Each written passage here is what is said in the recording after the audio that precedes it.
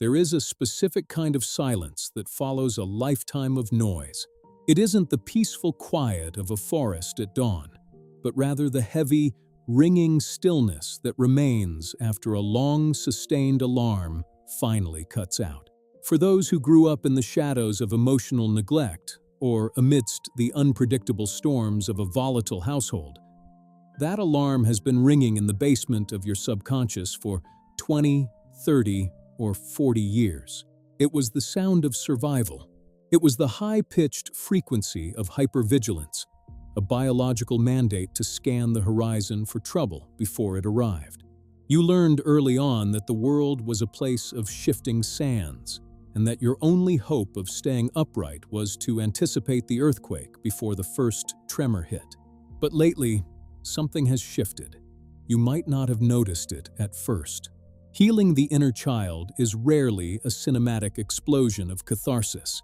It doesn't always look like weeping in a therapist's office or shouting your truths from a mountaintop. More often, it is a series of quiet, almost invisible defections from the war you've been fighting since you were 5 years old. It is the slow, deliberate dismantling of a fortress you no longer need to live in. It is a transition from a state of constant doing to a state of simply being. And for someone who has been a soldier of their own psyche for decades, being can feel like the most dangerous thing in the world. The first habit, the one that signals the tide is finally turning, is the subtle cessation of the scan. Think back to how you used to enter a room. Within seconds, without even realizing you were doing it, your nervous system would perform a complex atmospheric inventory.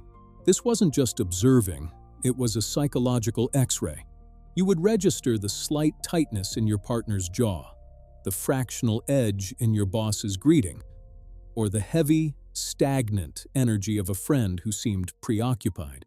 You were a master meteorologist of other people's moods because, as a child, knowing the weather of the adults around you was the only way to stay safe. If they were raining, you had to be the umbrella. If they were a hurricane, you had to be the cellar. Your own needs were irrelevant. You were simply a reactive agent to the environment. But now, a strange thing is happening. You walk into the kitchen, and your partner is grumpy. They are clanging dishes or sighing with a weight that would have previously sent you into a tailspin of fixing. And for the first time in your life, you don't feel that frantic, nauseating urge to intervene. You see the clouds on their face, you acknowledge the storm, but you don't reach for your raincoat. You realize, with a jolt of visceral clarity, that their internal weather is not your responsibility to manage. This isn't coldness. It isn't a lack of empathy. It is the birth of a boundary where there used to be a jagged wound. You are finally learning where you end and where someone else begins. You are no longer an extension of their emotional state. You are a separate, autonomous being. For the wounded child inside you, this is a revolutionary act of defiance.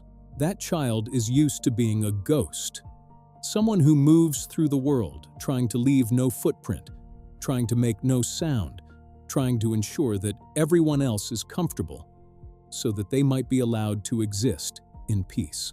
When you stop scanning, you're telling that child, "You can stop watching the door now. I'm the one standing guard today. You don't have to keep us safe anymore. That's my job." This shift brings with it a second, even more profound habit: the radical transformation of your internal dialogue during moments of failure.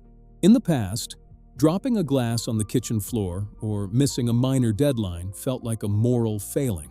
It triggered a cascade of internal vitriol, a voice that sounded suspiciously like a frustrated parent or a dismissive caregiver, whispering that you are clumsy, stupid, or fundamentally too much. You would spend hours, maybe days, in a state of fawn, over-apologizing and performing penance for the crime of being human. Your nervous system would react to a broken plate as if it were a life-threatening catastrophe, because, in your childhood, a mistake was a catastrophe. But look at yourself now. When the glass shatters on the tile, there is a momentary flinch. Yes, the body remembers the old terror. But it is followed by something entirely new. A breath, a pause, a quiet internal dialogue that doesn't involve a whip. You find yourself cleaning up the shards with a strange, clinical calmness. You realize that the broken glass is just broken glass. It is not a reflection of your worth, your intelligence, or your right to take up space. You're starting to provide for yourself the very thing you were denied as a child. The grace to be imperfect without the fear of exile. You are beginning to realize that the world didn't end when you made a mistake.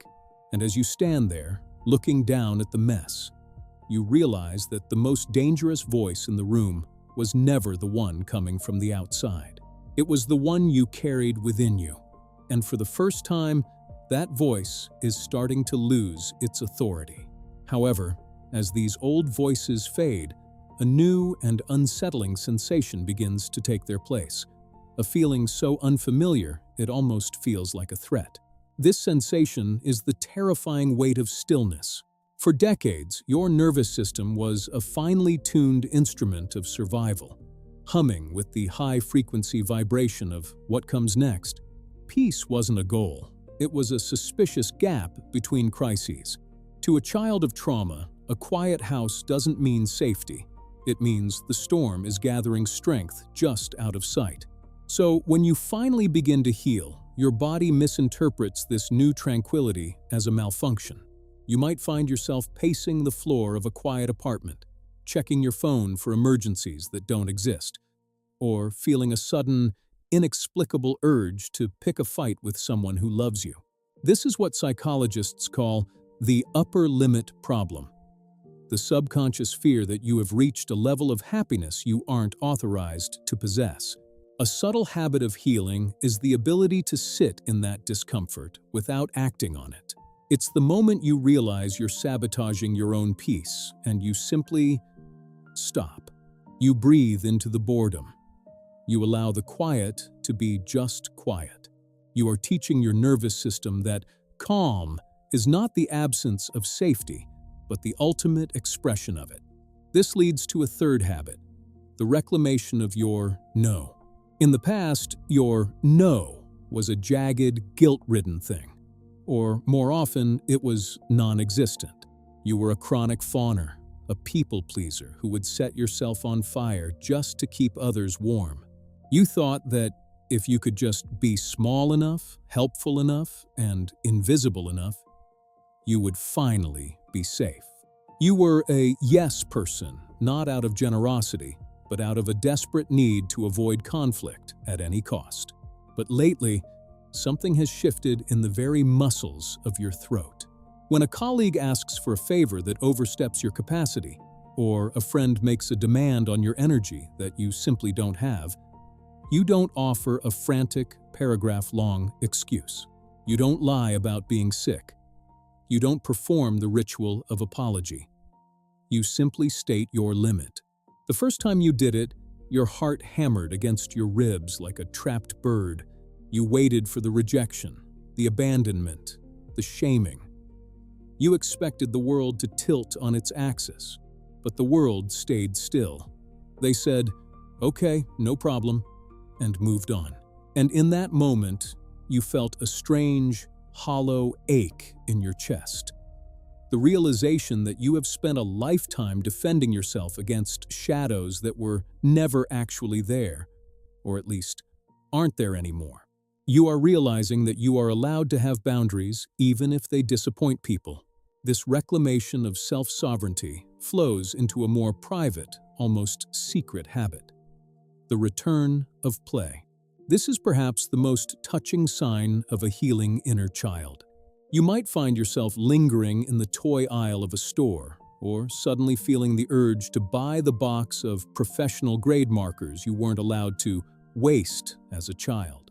You're starting to do things that have absolutely no productive value. You are coloring outside the lines, sitting on a swing at the park when no one is looking, or eating dessert for breakfast just because you can. These aren't childish whims. They are the first tentative steps of a captive spirit learning to walk in the sun. You are finally giving that suppressed, frozen version of yourself the childhood they were robbed of. You're telling that little girl or boy, you're safe now. We don't have to be perfect to be loved. We don't have to be useful to exist. When you allow yourself to be unproductive without the crushing weight of guilt, you are breaking the generational chain that says your value is tied to your labor. You are allowing yourself to be a human being rather than a human doing.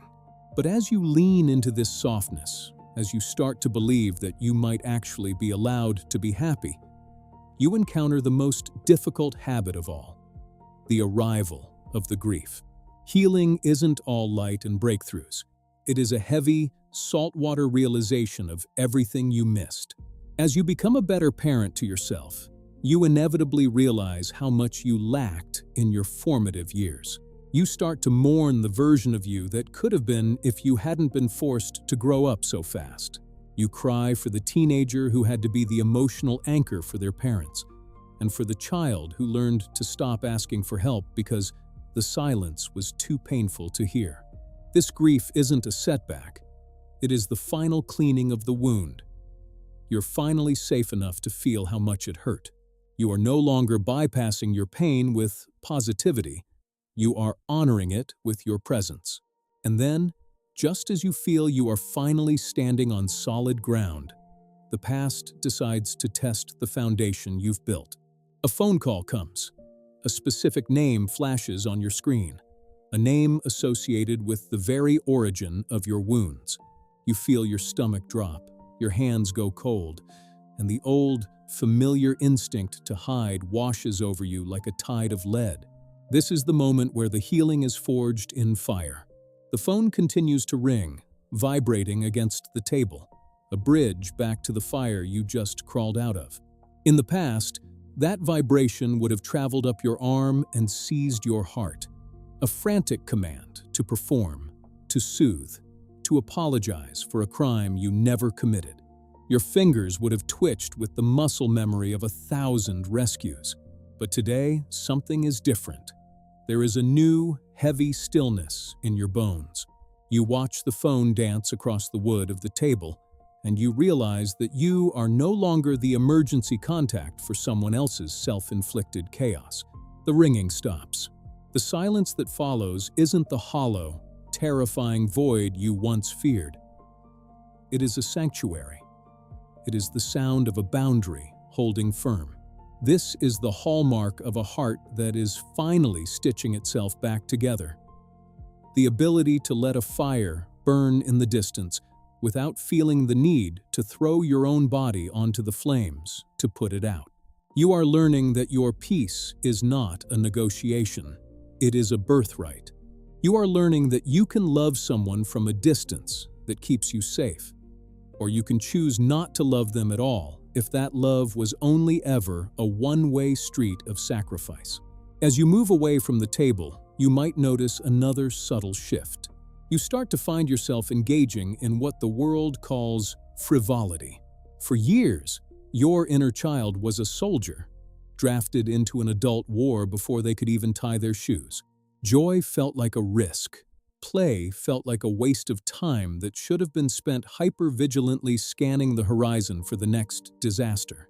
But now, you find yourself lingering over the texture of a leaf, or spending an hour painting something that will never be hung in a gallery, or humming a melody that has no purpose other than to feel good in your throat. This is the return of the useless joy. When you allow yourself to be unproductive without the crushing weight of guilt, you're telling that small, frightened child inside you that they are finally safe enough to play. You're telling them that they no longer have to earn their right to exist through labor or sacrifice. You are finally giving them the childhood they were robbed of, one afternoon at a time. This healing journey isn't a destination where the sun always shines. It's the development of a new internal weather system. You will still feel the cold winds of sadness and the sharp cracks of anger, but they no longer have the power to uproot you. You have become the gardener of your own soul. You recognize the weeds of old patterns when they sprout.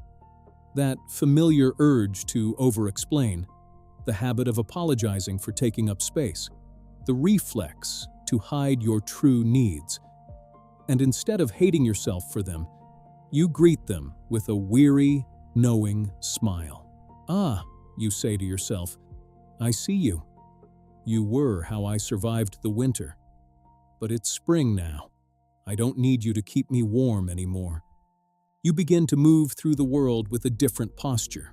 Your shoulders, once hiked up to your ears in a permanent state of brace, begin to drop.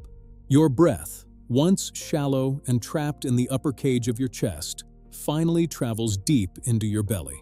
You are no longer waiting for the other shoe to drop because you have realized that even if it does, you have the strength to pick it up and keep walking.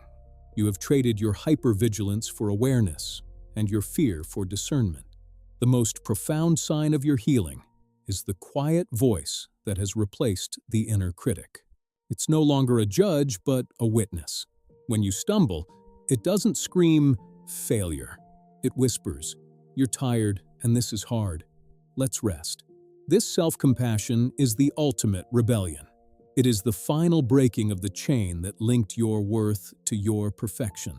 It is the understanding that you are worthy of love not because of what you do, but simply because you are. So, if you find yourself sitting in the quiet, choosing yourself over a toxic legacy, if you find yourself laughing at something small and feeling no shame, if you find yourself looking in the mirror and seeing not a collection of flaws, but a survivor who has finally come home, take a breath. You are not just getting better.